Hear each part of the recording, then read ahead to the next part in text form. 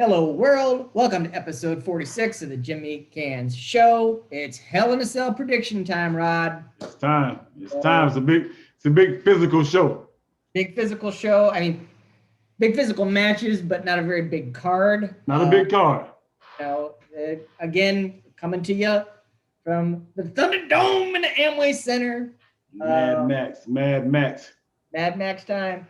With 3 of the 4 matches being cell matches. It's a relatively small card because those matches usually take a long time. So let's get into it. I wonder if they're gonna do anything with the lighting scheme to switch it up to make it have a little bit of a different feel. I don't know. I mean, like they did change it a little bit the way that they had the in order to have the cell inside the dome and everything. They actually had it hanging last night on Raw. So they changed some configuration. You know what? You know what'll be hot? What's that? So I don't know if you play the 2K WWE games, but I've played some of them. I haven't played them in a couple of years, but okay. One of the arenas that you can choose is hell. It's actually hell. It's like lava and stuff, And would it be in Hell in a Cell? Would it be in Halloween? Would it be in a virtual wall of things? That'd be hot if they had. I would just make it lava everywhere. Make it look like fire and hellish under. Because they won't have this opportunity once crowds return to have that much. Yeah, to have that much video board in the background. I get what you're saying. That's just something to think about. I mean, it's possible, but the other thing they won't. They may in between certain things and stuff like that because they want to have the fans up on those screens. You know what I mean? So they're not going to get rid of the fans to put that up, but it might like during entrances maybe. Yes, at some point though, like lava and hell should be. Yeah, you got video boards. They might do some stuff with it, at certain points. But I think the majority of the show, I think we're gonna just get the world's largest Zoom call. So let's get into it here. First one we'll discuss is for the SmackDown Women's Championship in a Hell in a Cell. Champion Bayley defending against the boss, Sasha Banks. Who you got and why? I'm thinking, as I'm thinking over, I feel like this may be the time when Sasha gets the win. I think she's been coming up slight in this feud as far as getting satisfying outcomes. Mm-hmm. And I think it may be, I feel, and just to preview a little bit further down the card, I feel like this may be a lot of people finally getting the win. Yeah. I mean, honestly, I think, this is a great feud, don't get me wrong, and it's definitely deserving of being in a cell and everything, but I think you could have made this story, in my opinion, like even more personal and like taken it up another level if you'd have moved Sasha over to Raw during the draft and then have Bayley gloating at like how she got away from Sasha, and everything, and then have it keep going and make it to where Sasha has to then win the Rumble. Because then you can challenge whoever you want in order for her to then turn around and get her shot. And then Bayley can't get out of it that way. Mm-hmm. You know what I mean? I think that could have been a great build, to that. And then, unless, things go crazy, it looks like we are going to have some type of crowd at Mania this year. Another thing too, you'd finally have a crowd to react to it and everything. So have they already? I know that they. Where's the site? Where's WrestleMania going to be this year? Reports are that it's going to be in Tampa at the stadium outside. Yes, that they, they had announced that it was going to be in, LA, but now LA is still on lockdown, and they're not sure if they'll be out of lockdown by the time of Mania next year and everything like that. So, Florida's already kind of opening up. So the reports are that they're going to move it, to where Mania last year was supposed to be. Well, and then the following year they'll be out in LA kind of thing. So I don't know. If you have it in the stadium and everybody, but if you have it in the stadium, people wear masks. I think you can get a good, because the Florida State game had a crowd this week of about 25,000. It got loud. Like Yeah. at Oh, yeah. moments, I mean, you can. I mean, in a big stadium like that, yeah, it you is can turn it outdoors. up. People can be masked. You can space them out. You can still Yeah, fit about 20,000 people in. you can You get know, it can get loud. so you'd have about the same capacity as an arena show in a Except it's stadium. outside. Yep. You know, so I will. You know, like I said, I think that I wish they would have done something different with it, but I agree. I think Sasha probably is going to get this win at this point, but I just think it could have been built so much bigger. Yeah, yeah. You know. I like that. Next up for the WWE Championship, champion Drew McIntyre defending against the Viper Randy Orton.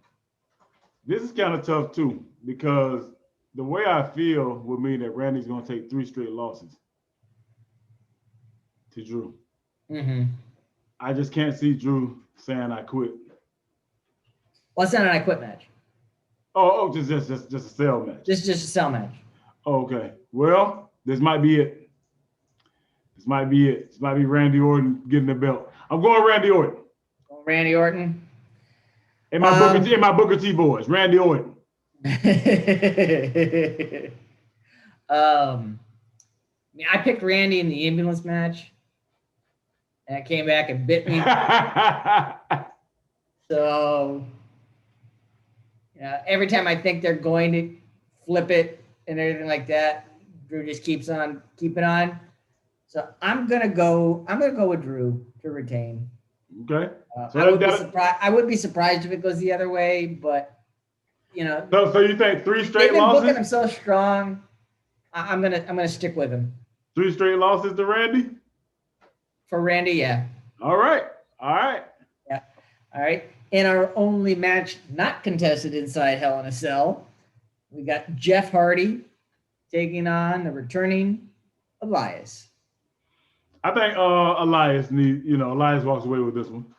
Yeah, I agree with you on that one. I mean, Elias is just coming back from injury. Doesn't make a lot of sense to have him come back from injury and go down right away. Jeff can afford to take the loss. You know what I mean? At this point in his career, he's still strong, incredible, and he can bounce back. And this is WWE. This isn't going to be a one and done. We're going to see them go at it again down the road, kind of thing. So, Jeff can take this loss. The first one back for Elias. I agree with you. Elias takes the win. And you definitely want Elias to remain strong. He's a I feel like he's a bona fide star potential, like star. I think he's definitely a bigger star than like Carlito. Yeah. So he's a high. I think he's that tier, but a little higher. Mm-hmm. So I definitely think you don't want to bury him too much. So.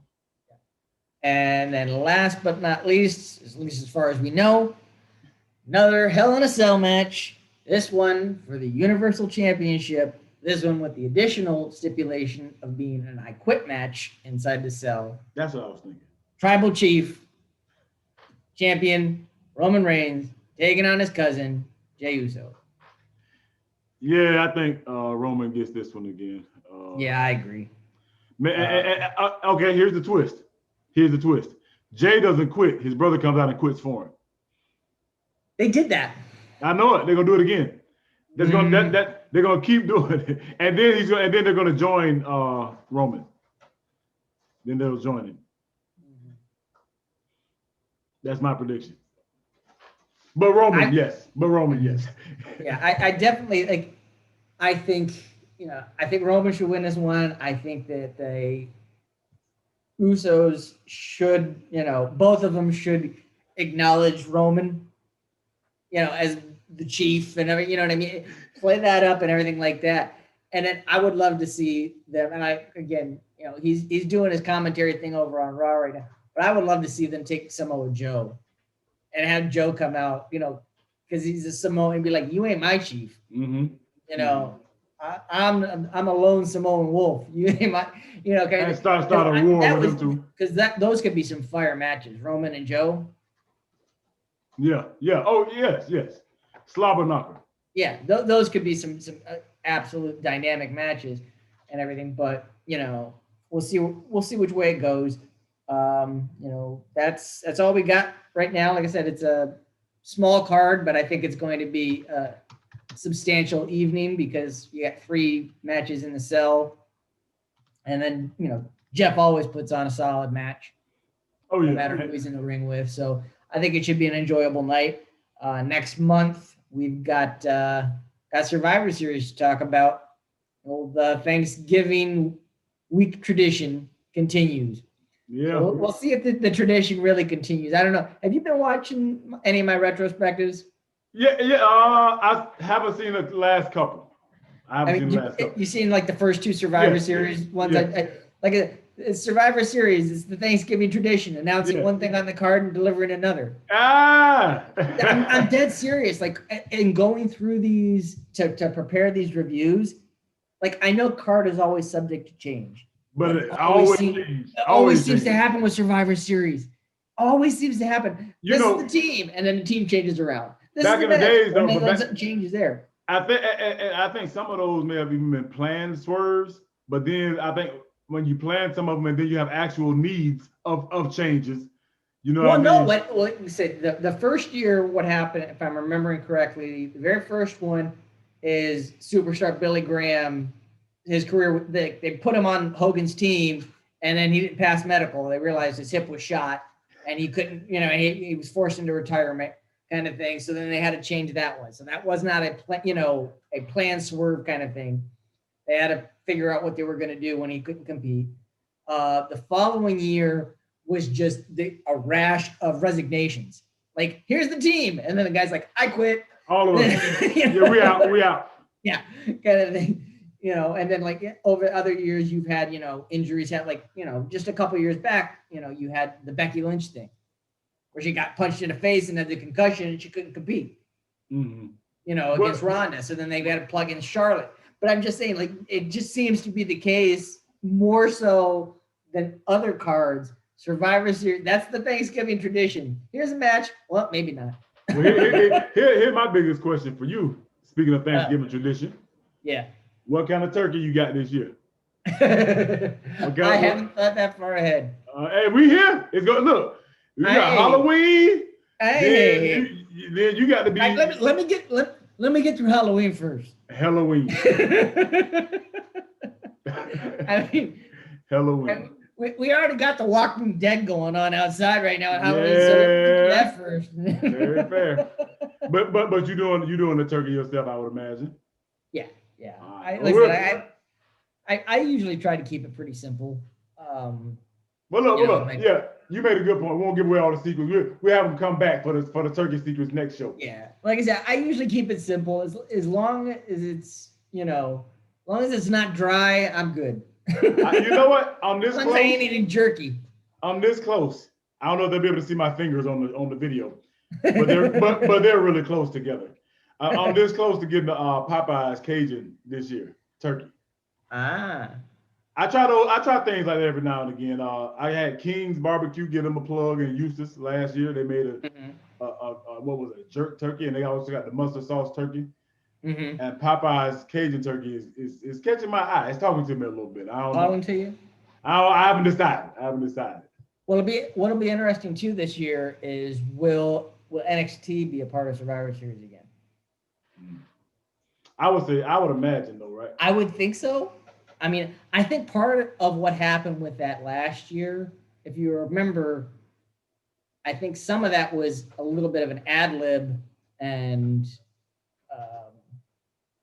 just making chicken salad out of chicken, what, when 3/4 of the roster was stuck in Saudi Arabia after the Saudi show. So you just had to patch, use what you had, take your pieces in. They had to use what they had on, that following evening on Smack, and then they did the NXT invasion and then kind of spun, you know what I mean? So I don't know if that's the plan now, like to always include them in it, or if that was like a one, okay, well, we're going to do that this year because we don't have a choice. Let's just get them out there and then we can write it in and make it all big part of the thing. So we'll have to wait to see, what happens here in the coming weeks, because let's face it, NXT's pretty banged up right now too.